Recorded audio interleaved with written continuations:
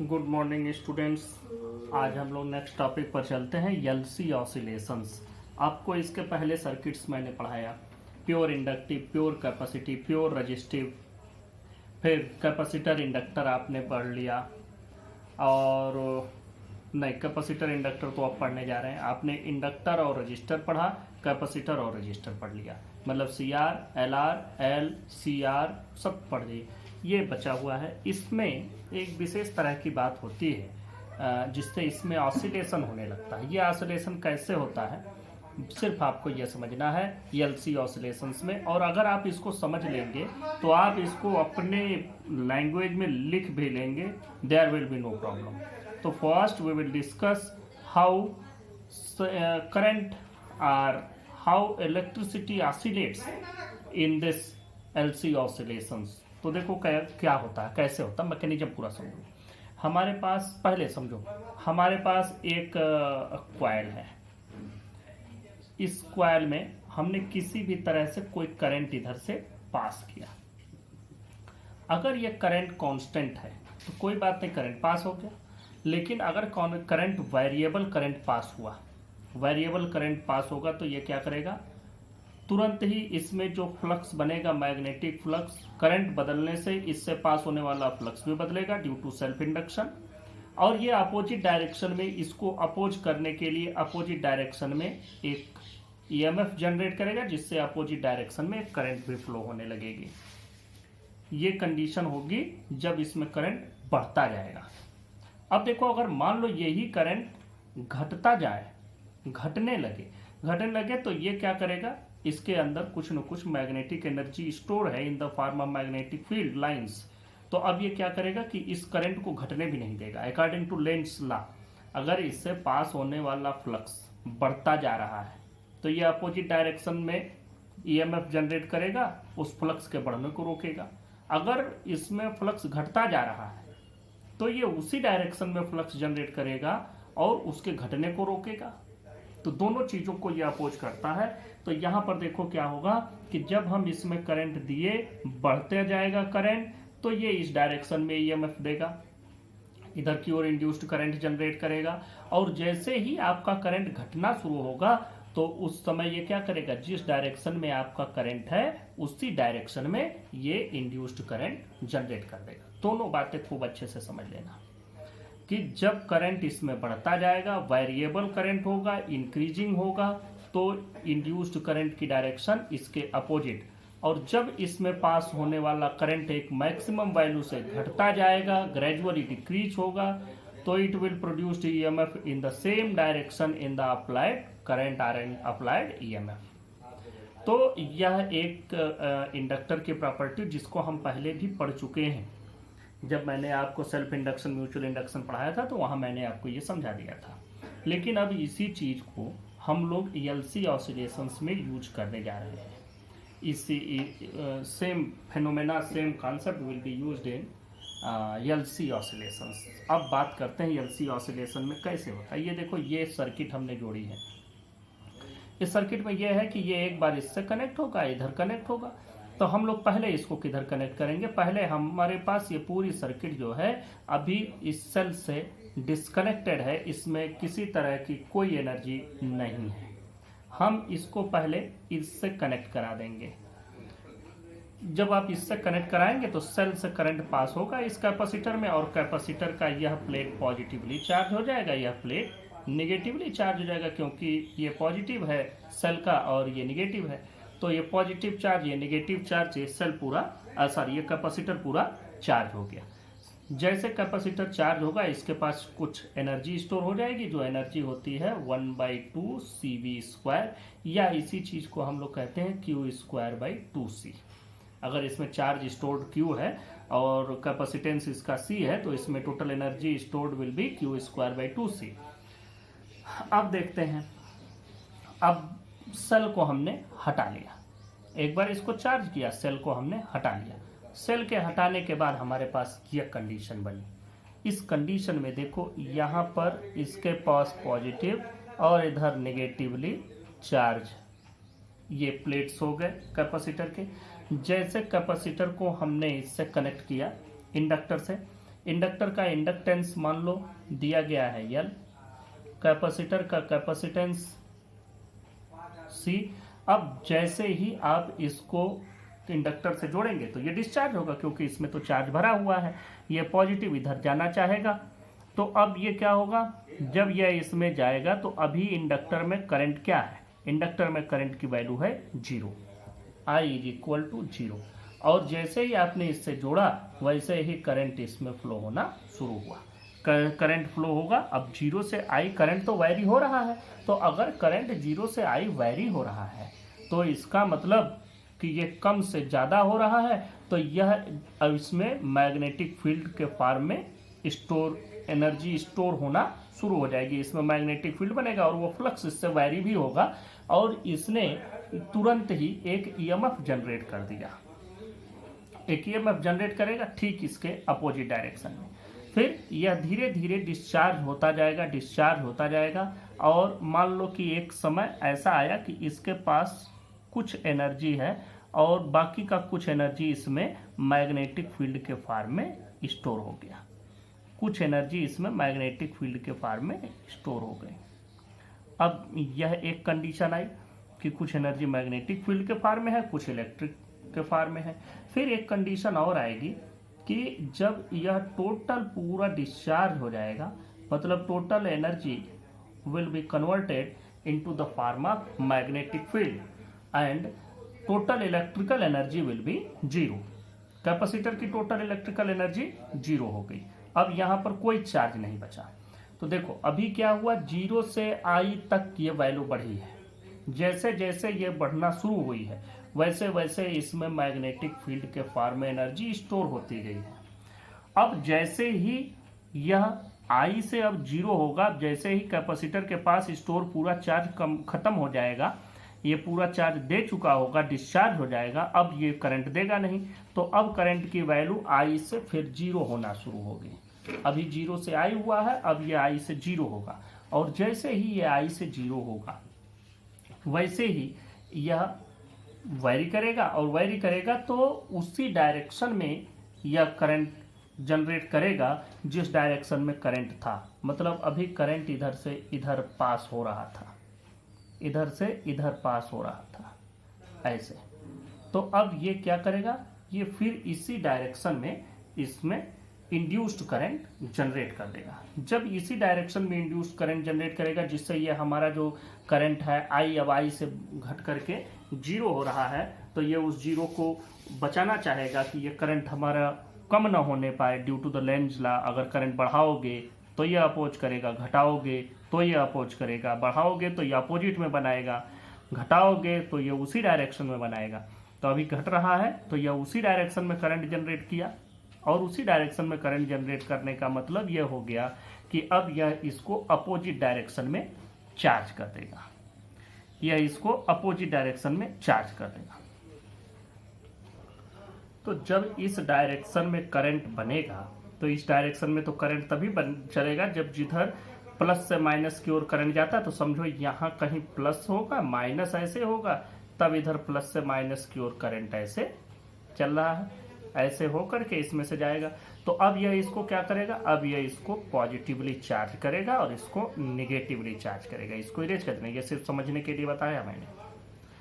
अब यह देखो, ये मैग्नेटिक फील्ड तो इसी डायरेक्शन में बना था, तो अब इसने जो करंट बनाया वह इसको पॉजिटिव। अब क्या हो रहा है, यहाँ पर तो टोटल मैग्नेटिक फील्ड था, इस जगह पर देखो टोटल इलेक्ट्रिक फील्ड है।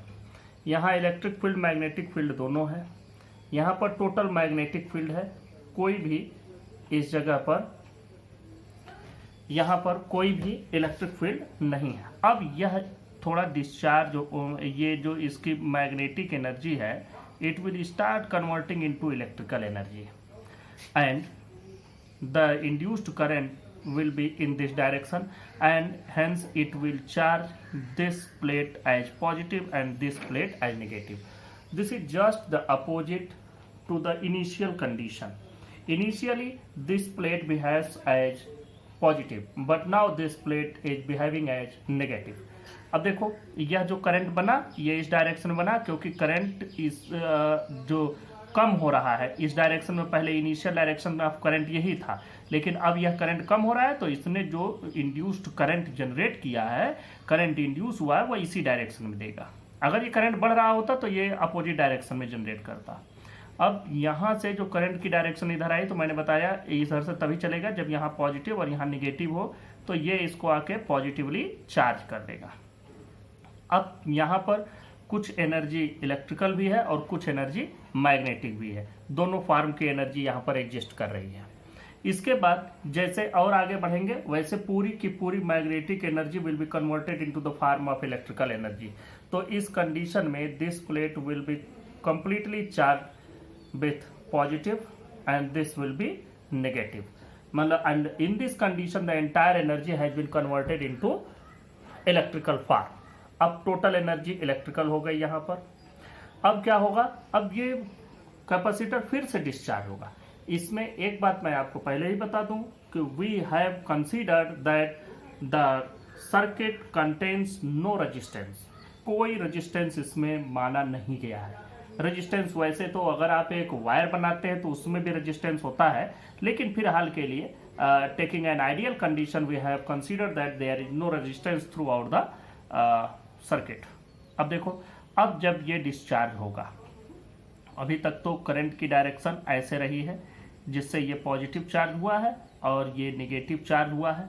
अब बात करते हैं कि अब जब ये टोटल एनर्जी इलेक्ट्रिकल फॉर्म में हो गई, तो अब ये क्या होगा, अब ये डिस्चार्ज होना शुरू होगा। डिस्चार्ज शुरू होगा तो इधर से पॉजिटिव चलेगा, तो करंट की डायरेक्शन पॉजिटिव के चलने की डायरेक्शन होती है, तो अब ये इस डायरेक्शन में चलना शुरू हुआ। अब देखो, अब इसमें फिर से मैग्नेटिक फील्ड बनेगा, ये पॉजिटिव और ये नेगेटिव।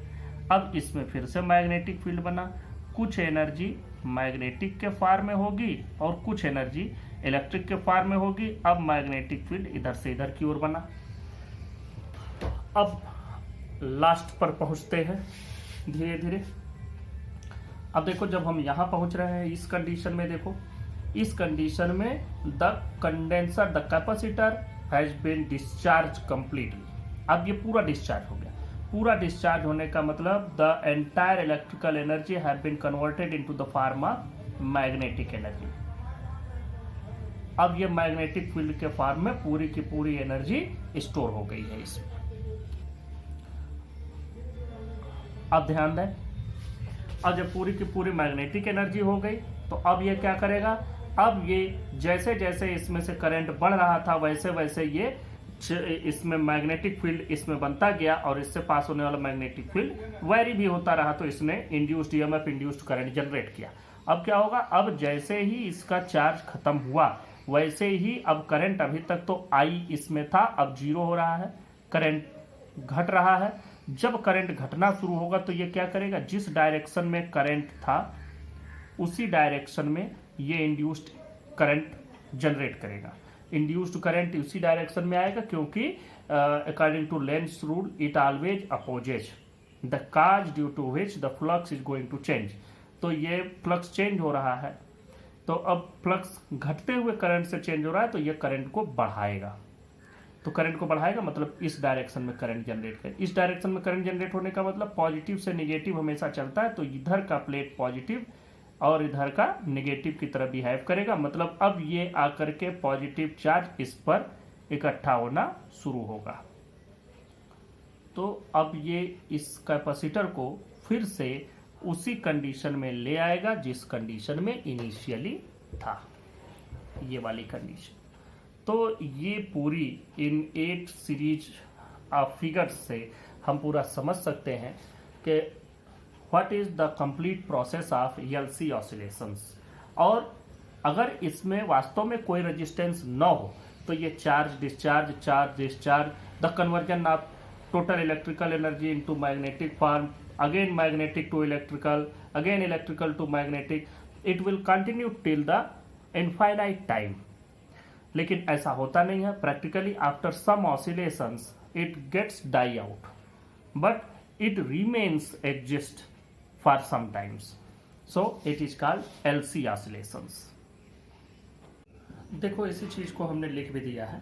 आप इसी चीज़ को जो मैंने समझाया इसी को you can also write it in your own language, but I have written it. आप इसको भी देख सकते हैं, but do not try to memorise it. कुछ रट्टा मारने की ज़रूरत नहीं है। जो मैंने समझाया, जैसे समझाया, एक बार और इसको रिवाइज करके देख लेना। सिर्फ वही चीज़ आपको वैसे ही लिख दोगे, कोई दिक्कत नहीं है। आप अपनी लैंग्वेज में लिखें, अपनी लैंग्वेज मतलब इंग्लिश में उसको अच्छे से लिख देना। देखो, when a charged capacitor is allowed to discharge through a non-resistive inductor, electrical oscillations of constant amplitude and frequency are produced. These oscillations are called LC oscillations.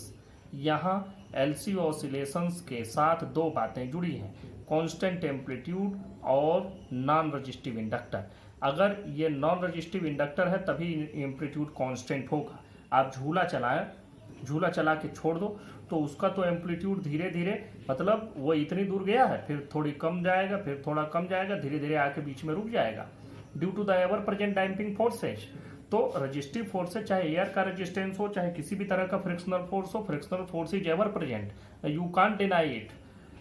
तो ये है कि it will eventually die out, लेकिन हमने suppose किया है कि non resistive inductor है, there is no resistance throughout the circuit, therefore we have considered that it is it oscillates with constant amplitude. Now it's working. Let a capacitor with initial charge Q0 is connected to a non-resistive inductor of inductance L as in figure 1. Figure 1 में आपको दिखाया गया है, यहाँ देख लो figure 1 में। अच्छा, इस पर Q0 है चार्ज, तो इसके पास इस समय जो इलेक्ट्रिकल एनर्जी होगी Q0 स्क्वायर बाई 2C होगी। चलो, the capacitor begins to discharge itself through the inductor due to which current increases from 0 to I. It produces a magnetic field around the coil, and when current reaches to its maximum value I0, the entire energy stored in the capacitor, that is, ये Q0 square होगा क्योंकि Q0 था initially, Q0 square by 2C has converted into the form of magnetic fields. अब magnetic field में जो inductor में stored energy होती है वो कितनी होती है, that is 1/2 Li square. Now the capacitor is fully discharge and magnetic flux linked with inductor decreases, and according to Lenz's law the inductor induces a current in the same direction as earlier. अब देखो, it charges the capacitor in opposite direction and magnetic energy starts converting into electrical energy. These are called LC oscillations. और frequency क्या होती है, वही F = 1/2 pi root LC। ये आपका पूरा LC ऑसिलेशंस कंप्लीट हुआ। कुछ इसके फार्मूलों का डेरिवेशन भी अलग अलग बुक्स में दिया गया है, कहीं कहीं पर इसके फार्मूले का पूरा डेरिवेशन दिया गया है, but that is not compulsory, that is not required. आपके सिलेबस में इतना ही है, ये इतना जान लो, इसी को अपनी लैंग्वेज में लिख लो। अब लिखने के लिए कोई कैसे भी लिख सकता है, it's your own job. Next topic पर बात करते हैं, power in N AC circuit. देखो, रेट ऑफ वर्क डन को पावर कहते हैं, लेकिन अब इसमें भी रेट ऑफ वर्क डन ही है, या जिस रेट से एनर्जी डिसिपेट हो रही है, जिस रेट से एनर्जी कंज्यूम हो रही है। तो rate of consumption of energy in an electrical circuit is called the power of that electrical circuit हो जाएगा, या the rate of dissipation of energy in an electrical circuit. ये सभी को हम लोग इसमें पावर कहेंगे। तो पावर का डेफिनेशन हो गया, the rate of dissipation of energy in an electrical circuit is called the power. Formula भी बना लो भाई पावर का। तो पावर का फार्मूला बनाते हैं, power is equal to P is equal to work done by time. बहुत जगहों पर जब इलेक्ट्रिकल किसी सर्किट में पावर की बात होती है तो P इज इक्वल टू बताया जाता है वोल्टेज इनटू करंट, सही बताया जाता है, लेकिन वो कहाँ से आया जरा वो भी हम लोग देख लें। वर्क डन को हम लोग क्या कहेंगे, वर्क डन जैसे आपने पहले ही पढ़ा है, एक फार्मूला आप पढ़े होंगे, और वो फार्मूले में आपने पढ़ा है कि electrical potential is equal to होता है वर्क पर यूनिट चार्ज। या यहाँ से वर्क को कह सकते हैं Q इंटू वी। तो लिखो Q इंटू वी, ये वोल्टेज है, डिवाइडेड बाई टाइम t। तो Q इंटू वी क्या, Q बाई टी क्या हो जाएगा, rate of change of charge या rate of flow of charge, change नहीं कहेंगे, rate of flow of charge, Q by T means current. तो power can be written as voltage into current. This is the formula for power. इसको हम लोग erase कर देते हैं। अब देखो एसी सर्किट में इंस्टेंटेनियस पावर अगर हमको चाहिए तो इंस्टेंटेनियस ईएमएफ और इंस्टेंटेनियस करंट की वैल्यू से मल्टीप्लाई करना पड़ेगा। तो देखें, अब यहाँ पर देखते हैं for AC circuit instantaneous power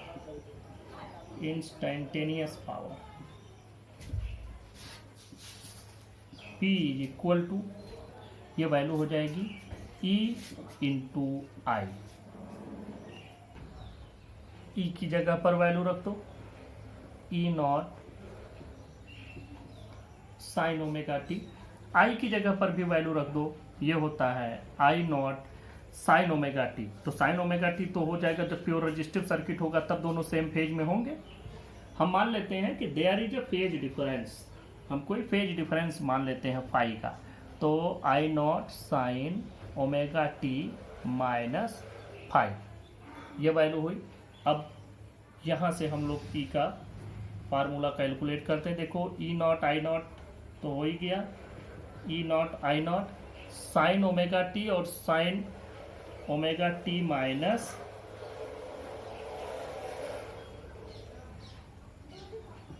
sine omega T minus five. अब देखो हमारे पास एक फार्मूला है, वो फार्मूला हम लोग जानते हैं, उसी फार्मूले से इसको हम लोग बना लेते हैं। देखो हम लोग फार्मूला पढ़े हैं, 2 साइन ए साइन बी का फार्मूला। ये आपने शायद पढ़ा हो, नहीं पढ़ा हो तो भी आज पढ़ लो। ये 2 साइन ए साइन बी की वैल्यू आप लोगों को मैं बता रहा हूँ, ये होता है cos A minus B minus cos A plus B. ये इसका फार्मूला होता है। This is the formula. We will use this formula in our formula. तो इसको 2 यहाँ साइन ए साइन बी तो हमको दिख रहा है, बस हमारे पास एक चीज नहीं और वो चीज है 2। तो 2 से डिवाइड कर दो भाई इसको, और 2 से मल्टीप्लाई भी कर दो, तो कोई फर्क तो पड़ा नहीं वैल्यू पर, और ये फार्मूला भी बन गया। तो P की वैल्यू देखें E naught I not by 2। अब हम लोग ये फार्मूला बना लेते हैं। तो देखो पहले cos A माइनस बी आएगा, मतलब cos A minus B, A मान लिया ओमेगा टी को, minus omega t plus phi हो जाएगा। डिडक्ट करोगे तो ये माइनस ये प्लस हो जाएगा, फिर minus cos A plus B करना है, मतलब omega t plus omega T minus five. तो ये तो आपका फार्मूला हो गया। इसी फार्मूले को सॉल्व कर देते हैं। ई नॉट आई नॉट बाई 2। अब देखो यहाँ से ओमेगा टी कैंसिल, बचा हमारे पास cos five minus cos 2 omega T minus 5। ये वैल्यू आपको मिली।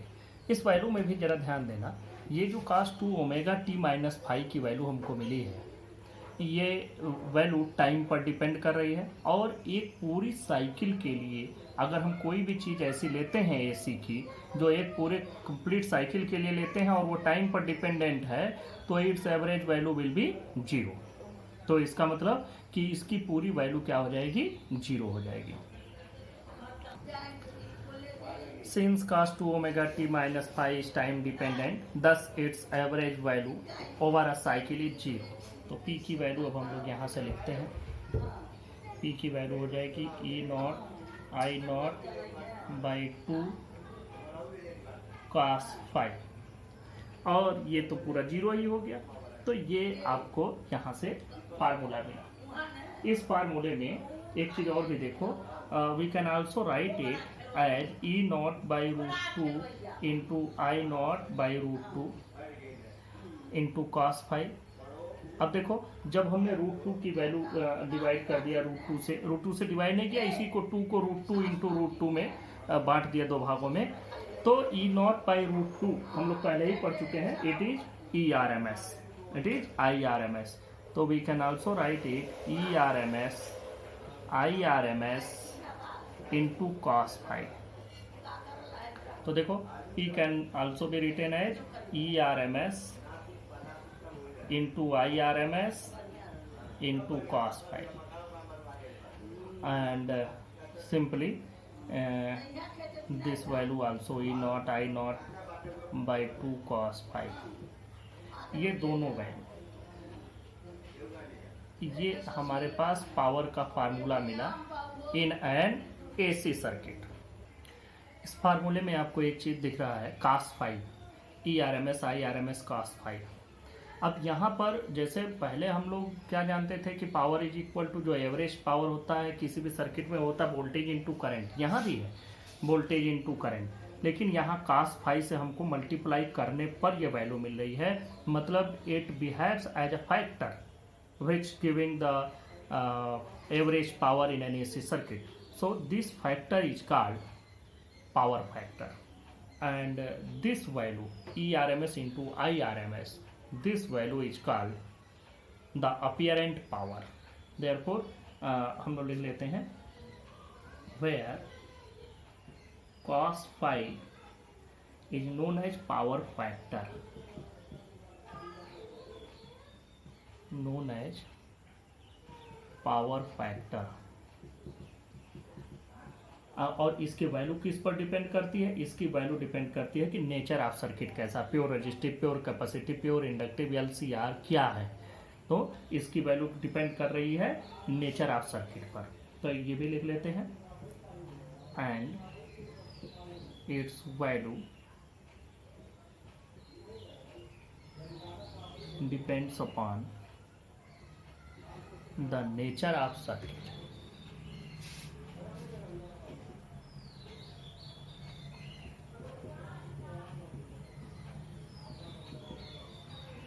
देखो, ये फार्मूला तो डिराइव हो गया. इस फार्मूले के बाद अब आप लोगों को इसके लिए पढ़ लेना है कि अलग अलग सर्किट में प्योर रेजिस्टिव, प्योर कैपेसिटिव, और उसके पहले हम लोग ये लिख लें जरा सा कि एवरेज पावर की value, average power is equal to apparent power into power factor. ये एक फार्मूला भी हो गया. ये फार्मूला आपको आगे काम आएगा. अब देख लें, इसी वैल्यू को हम लोग कैलकुलेट करते हैं. अब हम इस वैल्यू को लेकर के चलेंगे और फिर अलग अलग सर्किट्स के लिए देखते हैं कि इसकी वैल्यू क्या मिलती है. केस 1 लेते हैं for pure resistive circuit. Pure resistive circuit में देखो, वोल्टेज और करंट सेम फेज में होते हैं. मतलब फेज डिफरेंस क्या हो गया? Phase difference is 0. तो thus it means P is equal to ERMS IRMS cos 0 degree. cos 0 degree की वैल्यू होती है 1. तो इसका मतलब P is equal to ERMS into IRMS. This is the value of average power in a pure resistive circuit. इसमें आप IRMS को लिख सकते हैं. जैसे I इज इक्वल टू हम लोग लिखते हैं V/R, तो यहाँ पर IRMS can be written as VRMS/R. तो उस कंडीशन में एक और भी इसमें फार्मूला बन जाएगा कि P is equal to ERMS square. इसको हमने चेंज कर दिया ERMS में, तो ERMS इंटू ERMS स्क्वायर/R. ये वैल्यू हो गई. This is the value of average power. Case 2 पर चलते हैं, और केस 2 में हम लोग स्टडी करते हैं कि कैपेसिटिव सर्किट के लिए, कि एक प्योर कैपेसिटिव सर्किट अगर हो तो उसमें क्या होता है. फॉर प्योर कैपेसिटिव सर्किट, अब कैपेसिटिव सर्किट में हमारे पास कोई भी रजिस्टेंस नहीं है, ये ध्यान में रखना है। प्योर कैपेसिटिव सर्किट में रजिस्टेंस है ही नहीं। फॉर प्योर अब अगर इसी में आप रजिस्टेंस 0 कर देंगे तो आपको पता चलेगा कि यहाँ से तो हमको इनफाइनाइट दिख रहा है, लेकिन फिलहाल हम लोग इसमें पावर कैलकुलेट करते हैं with this factor ERMS IRMS से। तो देखो, जब हम लोग प्योर कैपेसिटिव सर्किट पढ़ रहे थे तो मैंने बताया था C for capacitor, C for current. Capacitive circuit में करंट आगे होता है। तो अब देखो, अगर करंट आगे है इसका मतलब वोल्टेज पीछे है। अगर वोल्टेज पीछे है तो एंगल जो बनेगा वो क्या बन जाएगा, वो बनेगा करंट आगे वोल्टेज पीछे, मतलब जो एंगल बना वो नेगेटिव में बना, बैक साइड में। तो यहाँ पर जो भी हमारे पास इन दोनों के बीच में ERMS और IRMS के, या हमें वोल्टेज और करंट के बीच में जो एंगल मिलता है वो मिलता है -π/2। मैं इसको बना करके भी आपको दिखा देता हूँ जिससे आपका कन्फ्यूजन दूर हो जाए। ये मान लो कि ये रहा आपका ERMS, ये वैल्यू हुई। अब इसमें प्योर कैपेसिटिव सर्किट है, मतलब करंट आगे है, तो करंट आगे है। अब पूरा कितना आगे जाएगा वो तो इसमें बीच में आप लोगों ने पढ़ भी रखा है कि इसमें करंट आगे चलता है, वो भी π/2 डिग्री आगे चलता है। तो ये π/2 डिग्री यहाँ पर कहीं हमको I मिलता था। ERMS हम लोग वहाँ नहीं लिखते थे, वहाँ हम E0 लिखते थे और यहाँ I0 लिखते थे। तो अब देखो, यहाँ इनके बीच में जो एंगल बना ये π/2 डिग्री का एंगल बना। तो यहाँ पर जो फाई की वैल्यू होगी वो हम लिखेंगे -π/2। अभी देखो, अभी एक कंडीशन और भी आएगी। वो कंडीशन कौन सी आएगी? Inductive circuit. इंडक्टिव सर्किट में वोल्टेज यहीं है और करंट कहाँ पर रहता है? करंट पीछे चलता है, तो वहाँ पर यह एंगल बनेगा 90 डिग्री। तो अगर हम इसको नेगेटिव ले रहे हैं तो इसको पॉजिटिव ले लेंगे। वहाँ पर करंट इस डायरेक्शन में एंगल बन रहा है वोल्टेज का, वोल्टेज आगे है, वोल्टेज इज अहेड। यहाँ voltage lags by current through an angle π/2, तो इसमें हम लोग -π/2 ले लेते हैं। तो ये इससे आप लोग याद रखेंगे, इसको हमने -π/2 ले लिया। वैसे भी जब हम कॉस में वैल्यू रखते हैं तो कॉस में चाहे आप -θ रखें तो भी ये cos थीटा के ही बराबर होता है। ये आप लोगों ने फार्मूला पढ़ा होगा, cos -θ = cos थीटा। तो हम लोग यहाँ पर भी अगर 5 माइनस रखेंगे या 5 को +π/2 रखेंगे, दोनों ही केसेज में हमको एक ही वैल्यू मिलेगी। P की वैल्यू देखो क्या आएगी, ERMS IRMS cos -π/2 और cos -π/2 मतलब cos π/2 और cos 90 डिग्री की वैल्यू 0। इसका मतलब प्योर कैपेसिटिव सर्किट में पावर क्या हो गया? 0। Thus average power consumed in a pure capacitive circuit over a complete cycle is 0। यहीं से केस 3 की भी बात करते हैं। केस 3 में for pure inductive circuit, for pure inductive circuit, अब इसके लिए क्या होता है, फाई = π/2 और वहाँ पर भी P की वैल्यू वही आएगी, ERMS IRMS cos π/2 मीन्स 0। तो हम एक साथ ही इसको पूरे को लिखते हैं कि average power in a pure resistive and pure capacitive circuit over a complete cycle is 0। Thus average power consumed in a pure capacitive and in a pure inductive circuit over a complete cycle is 0। अब हम लोग अगले case पर चलते हैं और यह case study करते हैं सीरीज LCR सर्किट का। Case 3 for series LCR circuit.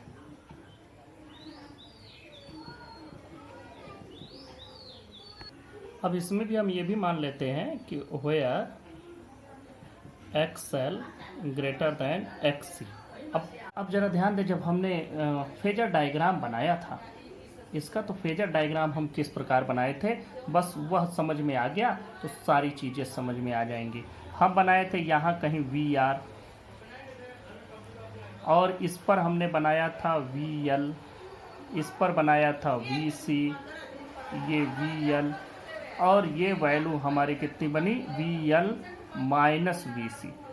इसको आप ऐसे बढ़ा दें आगे, इसको ऐसे बढ़ा दें आगे, इसको मिला दें, तो ये था हमारा जो ई की वैल्यू हमारी थी, और ये एंगल बनता था फाई।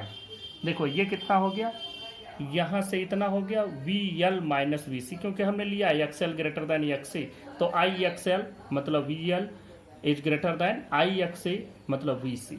तो ये वैल्यू हो गई V L minus V C. इसको भी हम लिख सकते हैं V L minus V C. इसी को हमने ट्राइंगल के फॉर्म में भी बनाया था और उसी को नाम दिया था हमने इम्पीडेंस ट्राइंगल का। जरा सा इसको देखो ध्यान से कैसे बनता है। ये कुछ नहीं करना, अब हमको बस इस राइट एंगल ट्राइंगल को ही बनाना है। इस राइट एंगल ट्राइंगल को ही हम ड्रा कर रहे हैं यहाँ पर अलग से। ये एंगल फाई ही है, देखो ये वैल्यू ई है, इसको आर से डिवाइड कर दो तो ई बाई आर क्या हो जाएगा, ई बाई आर हो जाएगा जेड टोटल इम्पीडेंस। ये वैल्यू कितनी हो जाएगी, देखो ये वैल्यू है वी आर बाई, सॉरी इसको आई से डिवाइड करना था, आई से डिवाइड करेंगे तब हमको मिलेगा इम्पीडेंस। इसको डिवाइड करोगे V R divided by I, तो V R divided by I मतलब voltage across resistor divided by current, तो यहाँ हमको क्या मिलेगा रजिस्टेंस। ये V equal to I R से, V equal to I R से V बाई आई की वैल्यू क्या मिलेगी आपको, R मिलेगी। तो ये हमने लिखा यहाँ पर। तो अब देखो यहाँ से आपको R मिल गया, और ये R किसके बराबर है, ये R है V R divided by I की, और ये देखो क्या है V L minus V C. V L को डिवाइड करेंगे, देखो ऐसे करेंगे हम, ये भी देख लो पूरा समझा देते हैं। V L minus V C by I, इसका मतलब हुआ V L by I minus V C by I, और वी एल बाई आई को हम क्या कहेंगे यक्स एल, और इसको कहेंगे यक्स सी। तो ये बन गया X L minus X C. X L क्या है inductive reactance, this is capacitive reactance. तो ये वैल्यू मिली, this is called impedance triangle. नाम भी कोई दे दो, ए बी सी नाम दे दो। अब देखो यहाँ से cos फाई की वैल्यू निकालो। cos फाई की वैल्यू क्या हो जाएगी, बेस बाई हाइपोटेन्यूज। बेस क्या है r डिवाइडेड बाई हाइपोटेन्यूज मतलब z, और z की वैल्यू आपको मालूम है कि z की वैल्यू कितनी आती है, z इज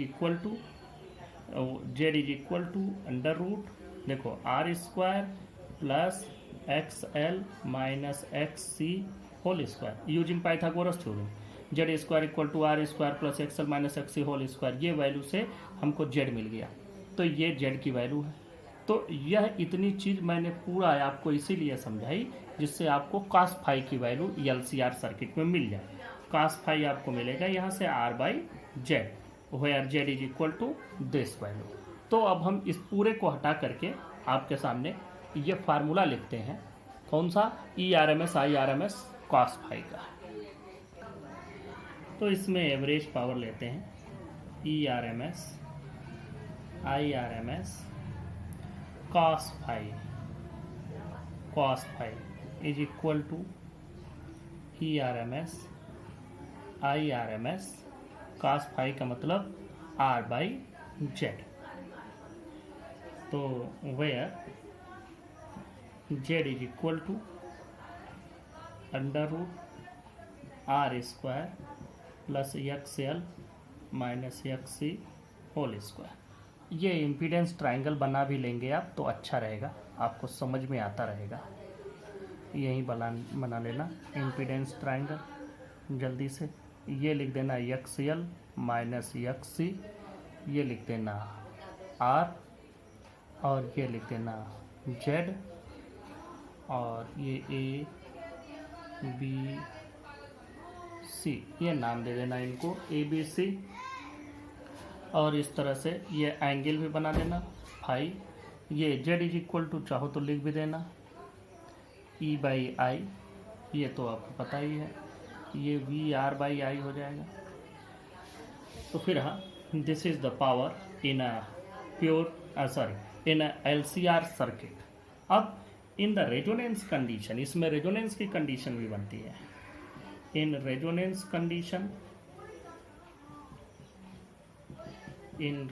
कंडीशन देखो, अगर रेजोनेंस नहीं है तब क्या होगा, तब इसमें और इसमें तो कोई अभी पावर कंज्यूम नहीं होगा, क्योंकि इन दोनों में तो हम पहले ही मान लिए हैं कि देयर इज नो रेजिस्टेंस, लेकिन फ्रीक्वेंसी की वजह से इसमें कुछ न कुछ पावर कंज्यूम होता है। जैसे हम लोग अगर एक्सल की बात करें तो X L is equal to omega L, और ओमेगा यल में जो यल की वैल्यू है, यल की वैल्यू तो डिपेंड करती है सिर्फ उसके स्ट्रक्चर पर, नंबर ऑफ टर्न्स पर, वो चीज़ तो कांस्टेंट हो गई, ये इस पर तो डिपेंड करेगा नहीं, पावर डिपेंड करेगा इस पर 2πf इंटू यल। तो 2πf पर इसमें जो भी इंडक्टिव रिएक्टेंस होता है वो रिएक्टेंस सिर्फ और सिर्फ फ्रीक्वेंसी की वजह से होता है, और फ्रीक्वेंसी की वजह से वो अपोजिंग ईएमएफ बनाता है, जिससे अपोजिंग करंट बनता है, और थोड़ा सा वो हमारे करंट को स्लो करता है, कभी कभी तो बिल्कुल भी जीरो भी कर सकता है। तो इस तरह से इसमें जो भी इंडक्टिव रिएक्टेंस होता है that is only due to the frequency, not due to the structure and inductance. Inductance से कोई रेजिस्टेंस नहीं बनता है, ये सिर्फ और सिर्फ फ्रीक्वेंसी की वजह से ही इसमें बनता है। तो इन रेजोनेंस सर्किट जब हम जाते हैं तो रेजोनेंस सर्किट में आप लोगों को मालूम है कि एक्सएल और एक्सी दोनों बराबर हो जाते हैं, और उस कंडीशन में जो वैल्यू आएगी वो फाई की, वो वैल्यू आपकी कितनी हो जाएगी। देखो ये एक्सएल और एक्सी क्या हो गया, एक दूसरे के बराबर, मतलब ये जीरो हो गया, जीरो हो गया। तो ये जेड कहाँ चला आया, वह यहाँ आ गया, यहाँ आ गया, मतलब आर ही जेड हो गया। तो उस समय हम क्या कहेंगे, it behaves as a pure resistive circuit and then the power consumption will be maximum. तो in resonance condition X L is equal to X C, it implies that cos phi is equal to cos phi is equal to 1, मतलब या cos phi या direct ऐसे लिखो, it implies phi is equal to 0 degree implies cos phi is equal to 1। इससे ज़्यादा समझ में आ जाएगा। अब यहाँ से वैल्यू लिख दो कि P की जो वैल्यू आपको मिलेगी, ये वैल्यू क्या मिली। P की वैल्यू आप देखें यहाँ से आपको मिल जाएगी ERMS IRMS, क्योंकि cos phi हम ऑलरेडी 1 कर चुके हैं। तो इसका मतलब कि the power consumption will be maximum in resonance condition. Power consumption in maximum in resonance condition of a series LCR circuit.